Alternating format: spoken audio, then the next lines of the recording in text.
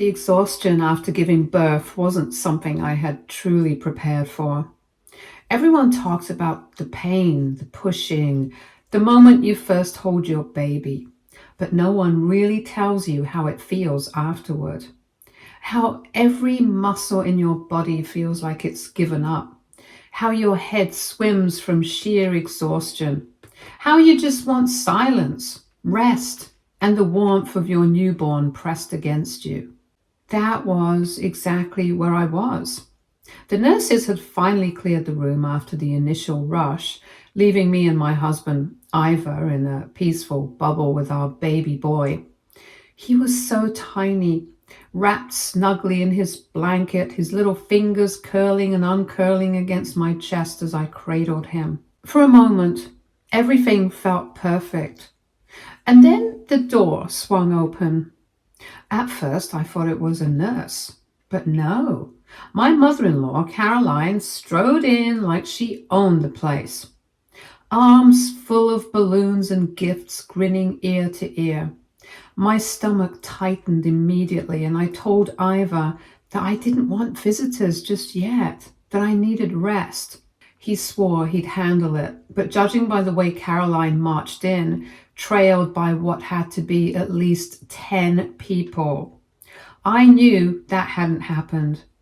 Ivor barely had time to react before the flood started. More family members poured in, cousins, aunts, uncles, even a couple of friends of the family, people I had met once at our wedding and hadn't seen since. They talked loudly, cooing over the baby, took pictures without asking, and acted like this was some kind of party.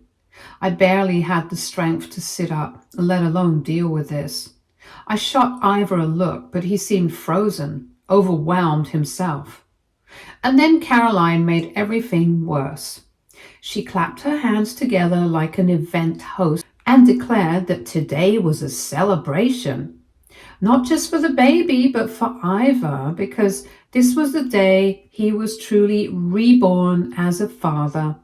And to properly commemorate this sacred moment, she had brought trays of food. I blinked in disbelief as I watched her direct people to start setting up platters of food in my hospital recovery room. The smell of it turned my already sensitive stomach. One of Ivor's uncles made a joke about how Ivor was officially one of the dads now, while another relative laughingly asked when we were planning on having another. I wanted to scream. I wanted to shove them all out and remind them that this wasn't a baby shower. This wasn't a party. I had just given birth. I was sore, exhausted, and bleeding, barely keeping myself together. And yet, Caroline had somehow decided that this was her moment. She hovered over me, beaming, before patting Ivor on the shoulder and dramatically announcing that she had never been prouder of her son. That after today, he was officially a man. Not a single word about me, not a single acknowledgement of the fact that I was the one who had just spent hours in labor bringing this child into the world. Ivor finally shook off his daze and tried to intervene, telling her that we really needed rest and that this wasn't the time for gathering. Caroline laughed it off, saying that family togetherness was more important and that we needed to cherish this moment. And that was when I snapped. I gritted my teeth and forced myself to sit up. I didn't care how I looked. Messy hair, hospital gown, barely able to hold myself upright. I stared at Caroline and told her that this was not a party and that she and everyone else needed to leave. She had the audacity to laugh. She actually waved a hand at me like I was being dramatic and said I was just emotional from childbirth. That I would look back and thank her for making this a special occasion. Something inside me burned red hot. But before I could say anything else, one of the nurses walked in. She immediately took one look at the crowded room, the food, the noise, and her expression turned deadly. Her voice was sharp as she asked what was going on. She questioned how we had gotten so many visitors approved on top of food. She was glaring at everybody. Ivor barely had time to stammer a response before the nurse firmly stated that this was a recovery room, not a party hall, that I was a patient and needed rest, not a social gathering, and that everybody who was not my husband needed to leave immediately. There was a long, awkward silence. Caroline looked around as if expecting people to argue. No one did. A few relatives mumbled apologies and shuffled towards the door, clearly embarrassed, but Caroline lingered. She turned back to me, her voice dropping into a hurt tone, saying she couldn't believe I was being so cold, that all she wanted was to celebrate the birth of her grandson and that I was ruining the moment. I barely had the energy to respond. I just stared at her exhausted and told her flatly that this wasn't about her. Her lips thinned. But before she could argue, the nurse stepped closer and asked if she needed security to escort her out. That got her moving. She huffed, muttering about how ungrateful I was, but she left. The moment the door clicked shut behind her, I slumped back against the pillows. Ivor looked shaken, finally muttering an apology. He said he hadn't realized things would get so out of hand, that he should have stopped her sooner. I was too tired to argue. I just told him that I wanted to sleep and that I needed silence. When I woke up, my body ached from exhaustion, but my mind was still spinning, running on the last fumes of adrenaline. Ivor sat beside me, rubbing his face with both hands, looking every bit as overwhelmed as I felt. He mumbled that he hadn't expected things to go that far, that he had assumed his mother would just pop in for a quick visit, say congratulations, and then leave. I stared at him, barely believing what I was hearing. After everything Caroline had done since the start of my pregnancy, the unsolicited advice, the boundary stomping, the way she had acted like this baby was hers, Ivor had actually thought she would behave normally? I swallowed the bitterness rising in my throat and told him that I didn't want to talk about his mother anymore. I just wanted to rest, to recover, to hold our baby in peace. Ivor nodded, guilt written all over his face. He hesitated for a moment and then reached for my hand and squeezed it.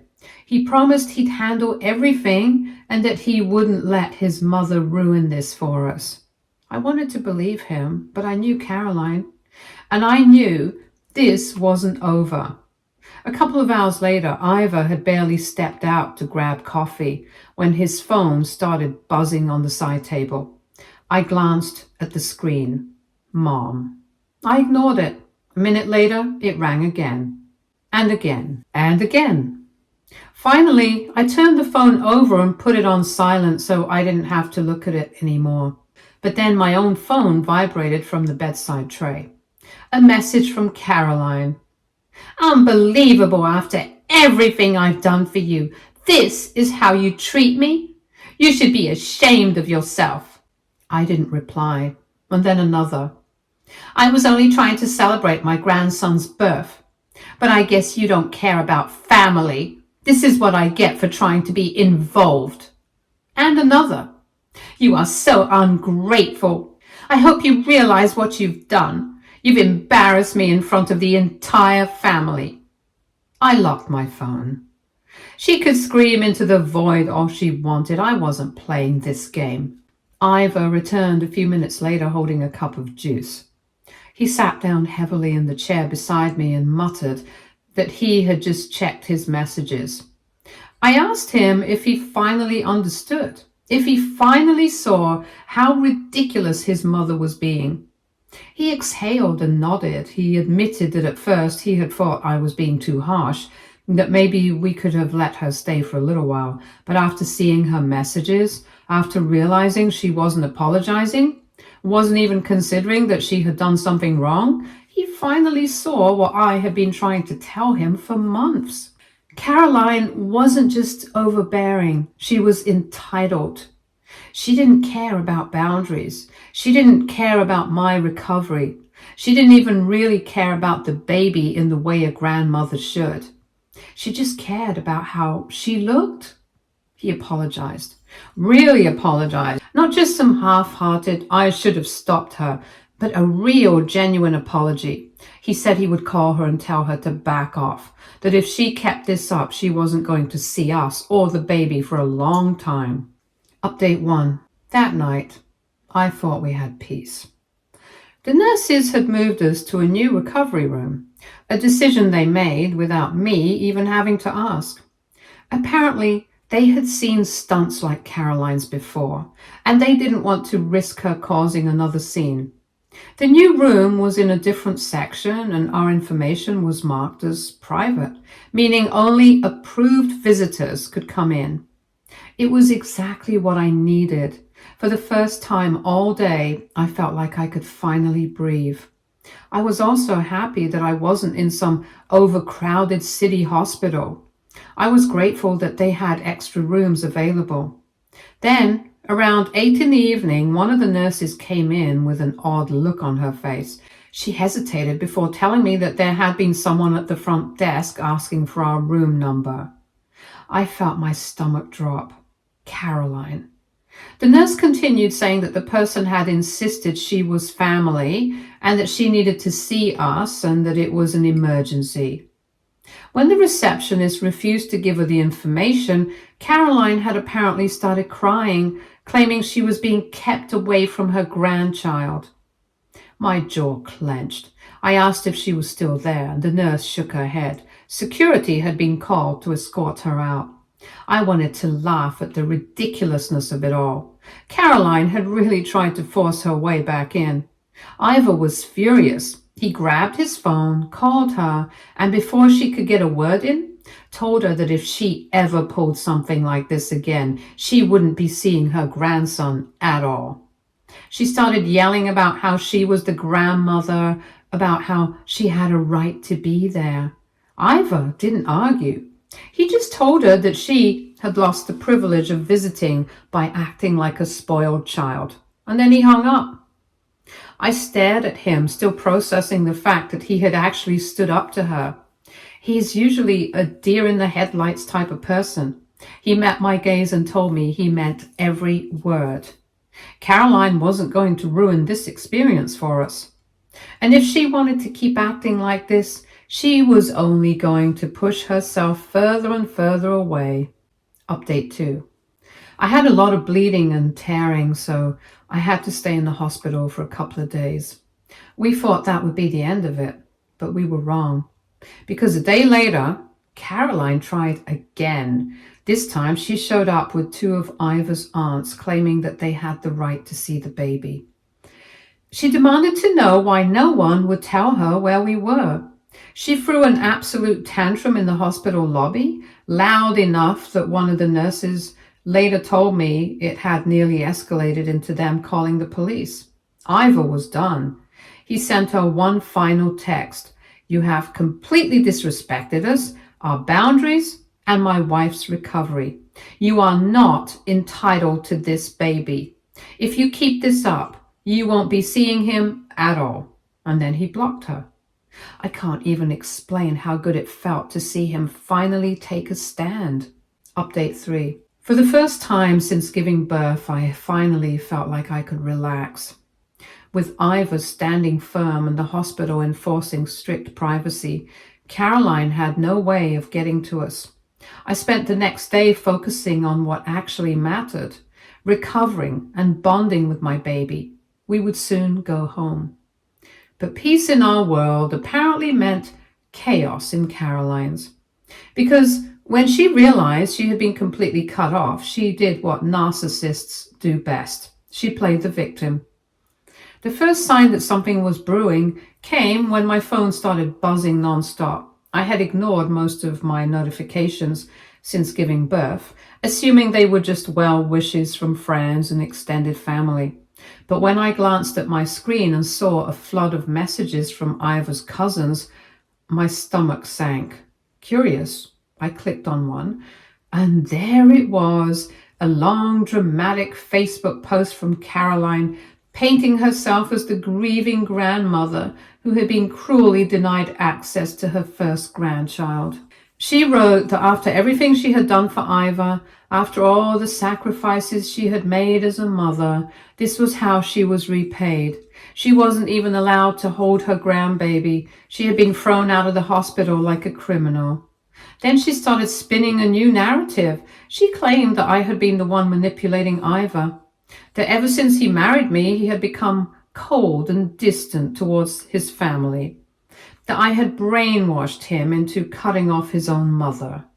And to top it all off, she ended with a plea to her Facebook friends. Please pray for me during this difficult time. I only wanted to be there for my grandson, but I guess some people don't believe in family anymore.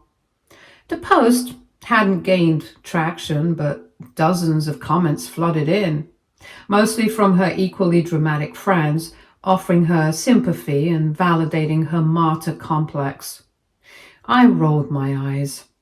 Ivor walked in just as I was reading the post. I handed him my phone and watched as he skimmed through it. His expression darkened. He muttered that she had really lost it. I told him I wasn't surprised. Caroline had always been like this, turning herself into the victim whenever she didn't get her way. Ivor exhaled and shook his head, saying that he was going to call his cousins and set the record straight before this nonsense spread any further. It didn't take long for the family to start picking sides. Some of Ivor's relatives, especially the ones who knew how Caroline really was, immediately messaged him, telling him to ignore her dramatics. They assured him that no one reasonable was buying into her sob story. But then there were the others, the ones who had always been wrapped around Caroline's manipulative little finger. A few of them started sending Ivor angry messages.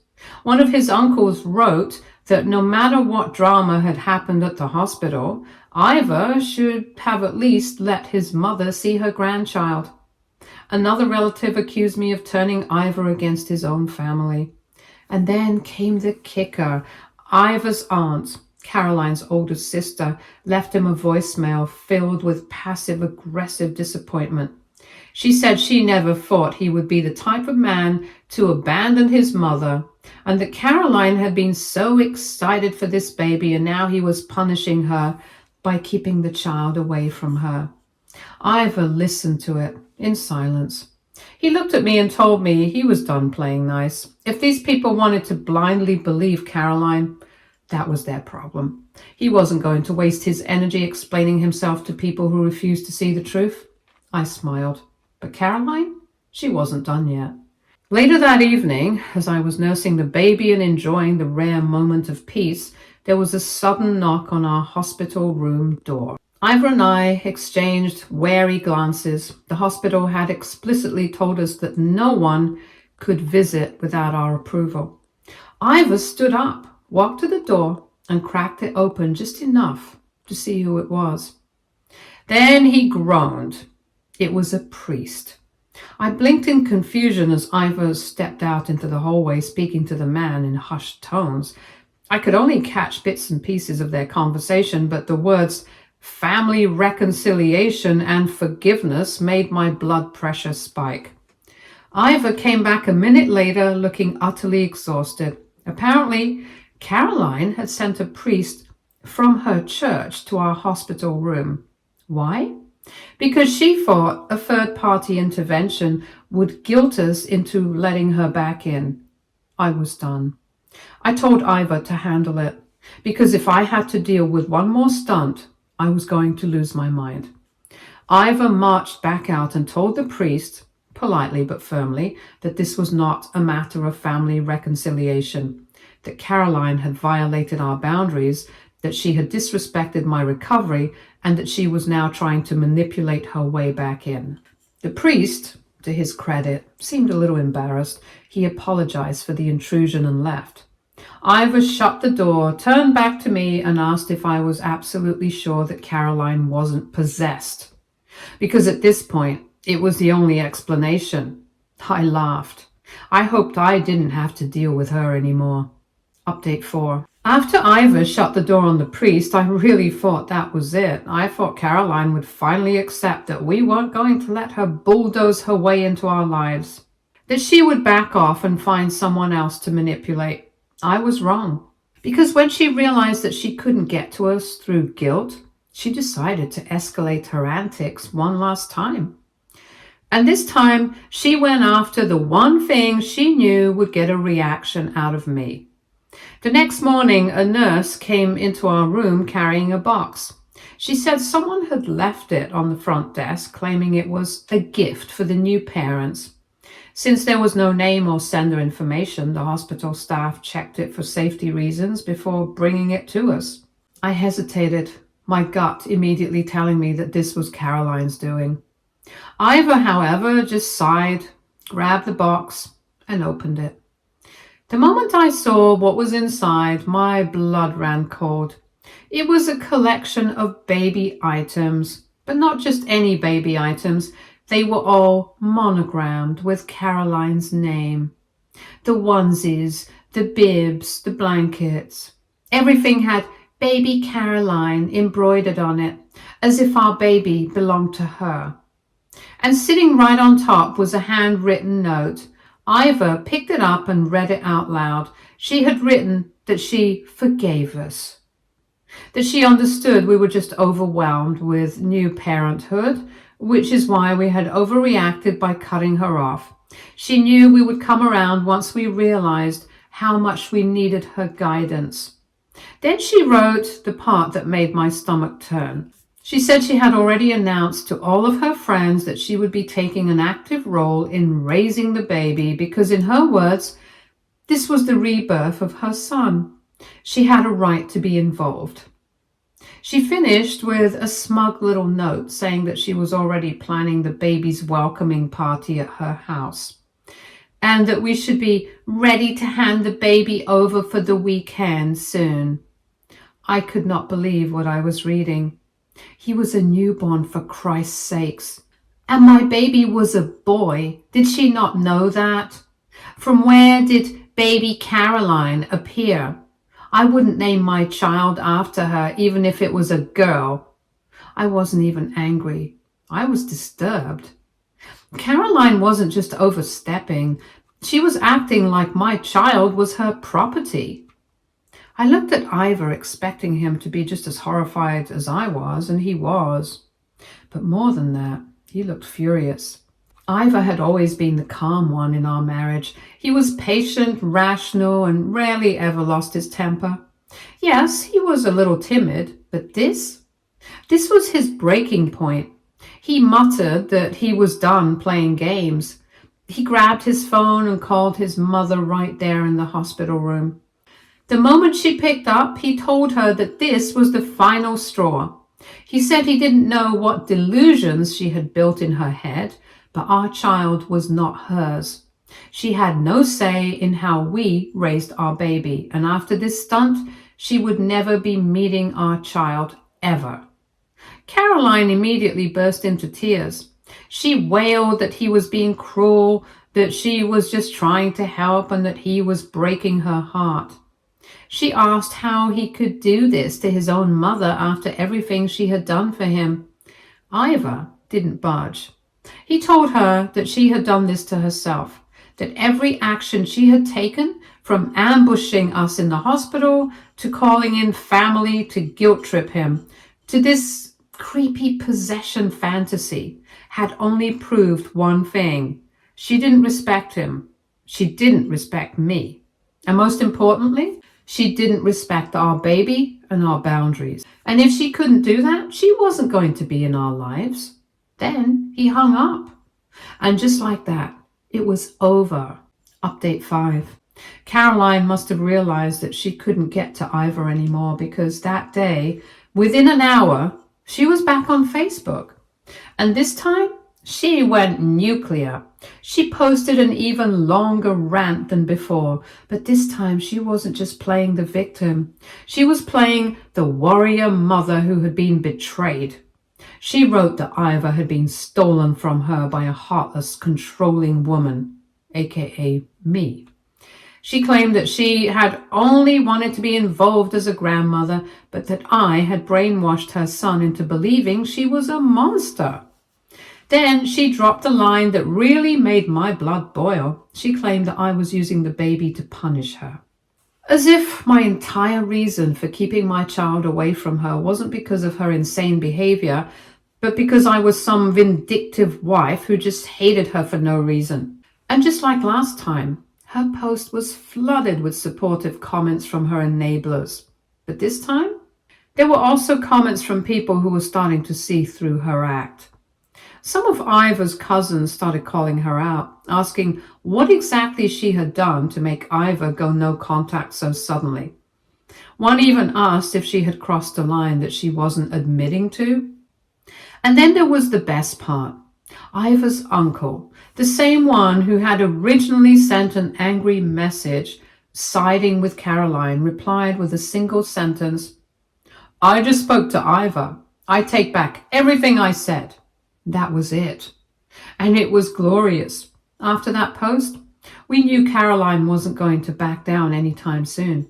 So we took the final steps to shut her out completely. I blocked her everywhere. We told the hospital to put a red flag on our records if anyone tried to access information about me or the baby without our consent. They were to be denied. We even had a conversation with our pediatrician to ensure our baby's medical records were locked down from anyone outside of Ivor and me. We weren't taking any risks. Update 6. Getting discharged from the hospital should have been a relief after everything Caroline had pulled. I just wanted to go home, shut the door, and finally enjoy the peace of being in my own space with my baby and my husband. And for a while, it felt like we could. Ivor and I had taken every precaution to keep Caroline out of our lives. She was blocked on everything. The hospital had been warned, and we had already taken the few people we did trust that we weren't going to entertain any drama.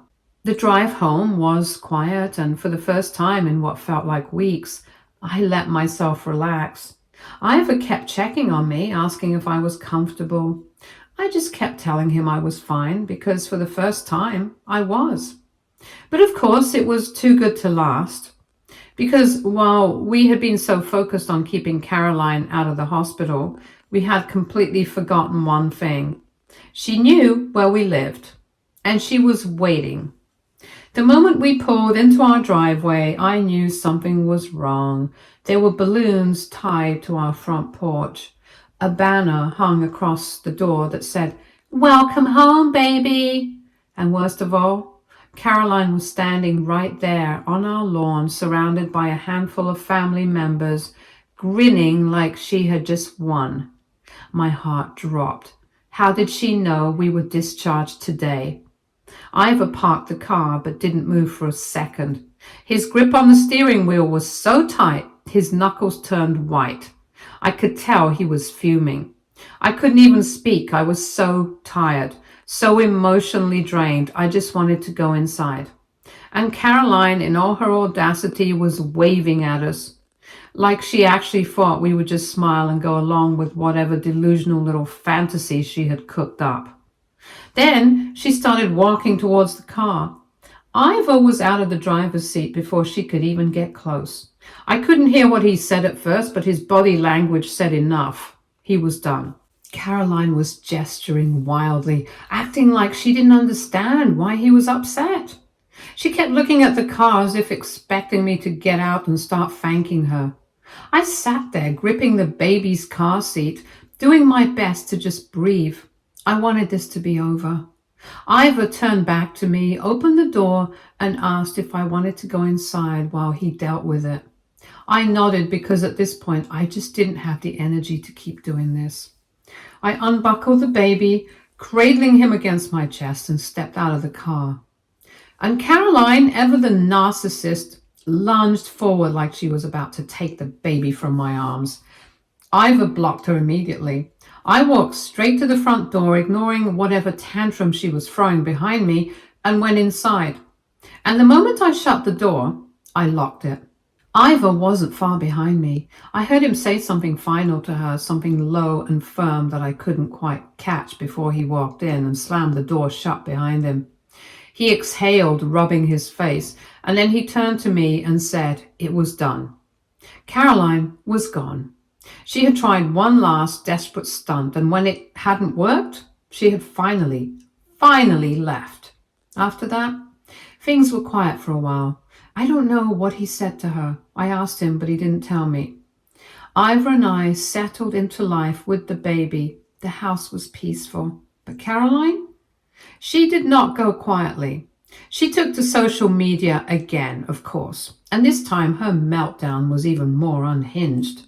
She made a huge post ranting about how we had ripped her grandchild away from her, how she had done everything for Ivor his entire life only for him to abandon her now. She made herself sound like a poor grieving mother who had lost her son to an evil, controlling woman. Again, me. She even tried getting sympathy from other family members, but at this point, people were done with her nonsense because you know who saw her post? Ivor's uncle. The same uncle who had initially sided with her but then realized how crazy she was acting. And this time, he didn't hold back. He commented telling everyone that Caroline had ambushed us in the hospital, violated my recovery space, and even tried to turn our homecoming into a spectacle after we had already made it clear we wanted space. He called her out point blank and told her that she had done this to herself. And that was when people really started turning on her. The likes on her post started disappearing. The supportive comments, they slowed down. And in their place, people were asking questions. They started wondering if maybe, just maybe, Caroline wasn't the victim she was pretending to be. And that was the final nail in the coffin. Update 7. Ivor and I haven't heard from Caroline since then. She hasn't tried to reach out. She hasn't shown up at our house again. It's like she finally realized that she lost. And honestly, I don't care what she does from here on out, because my priority isn't her, it's my family. And right now, my baby is healthy. I am finally feeling like myself again. Ivor and I are closer than ever, and most importantly, we are happy without her. Stay tuned for more stories from our girl relationships.